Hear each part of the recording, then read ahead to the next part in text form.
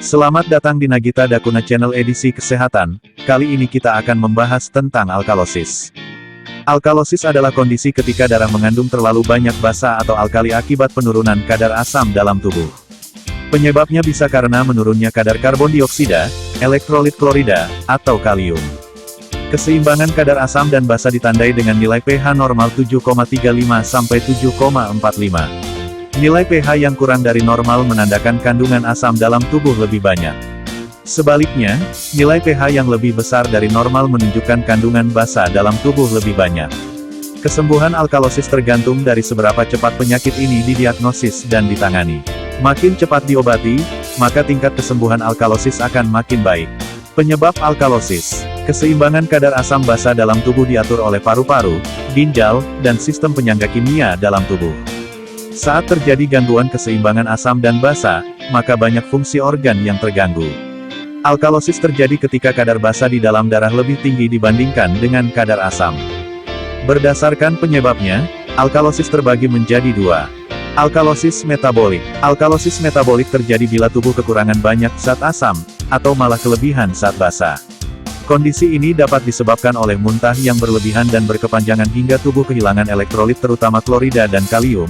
Keluarnya asam lambung dari selang lambung sebagai bagian dari prosedur pengobatan yang dilakukan di rumah sakit, konsumsi obat tertentu secara berlebihan, seperti diuretik, antasida, aspirin, atau obat pencahar. Cistik fibrosis, dehidrasi, penyakit ginjal, penyakit kelenjar adrenal, konsumsi terlalu banyak bikarbonat, seperti baking soda, kecanduan alkohol. Alkalosis respiratorik. Alkalosis respiratorik terjadi bila aliran darah tidak mengandung cukup karbon dioksida. Sejumlah kondisi yang bisa menyebabkan alkalosis respiratorik adalah bernapas terlalu cepat atau hiperventilasi akibat serangan panik, nyeri, penyakit paru-paru, kekurangan oksigen dalam darah hipoksia, atau keracunan aspirin, mengalami demam tinggi, menderita penyakit liver, berada di tempat yang tinggi. Gejala alkalosis. Gejala alkalosis dapat berbeda-beda pada tiap penderitanya. Pada tahap awal, gejala dapat meliputi mual, muntah, mati rasa di wajah, tangan, atau kaki, tubuh terasa lemah, otot yang tegang dan mengalami kedutan, tremor di tangan, cepat marah, gangguan kecemasan yang menimbulkan napas cepat dan kesemutan di wajah, tangan, atau kaki. Pada beberapa kasus, alkalosis bisa terjadi tanpa disertai gejala sama sekali.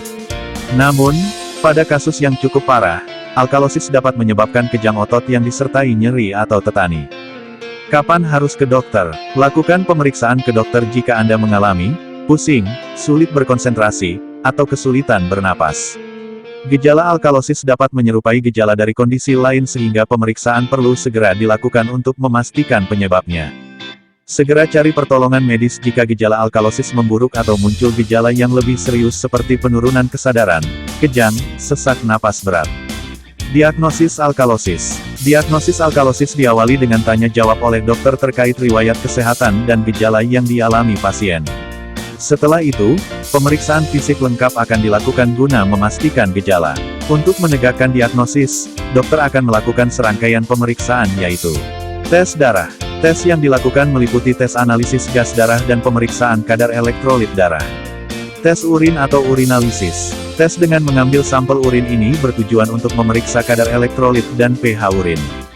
Pengobatan alkalosis. Pengobatan alkalosis bertujuan untuk mengatasi penyebabnya dan mengembalikan keseimbangan asam dan basa. Berikut ini adalah penanganan alkalosis berdasarkan jenis dan penyebabnya. Alkalosis metabolik. Untuk mengatasi alkalosis metabolik, dokter akan memberikan pengganti cairan tubuh dan elektrolit melalui infus. Sementara pada alkalosis akibat kekurangan kalium, dokter dapat memberi tablet kalium. Alkalosis metabolik yang gejalanya ringan tidak selalu memerlukan penanganan medis. Sebaliknya, jika gejalanya tergolong berat, pasien harus dirawat di rumah sakit agar diberikan cairan infus khusus.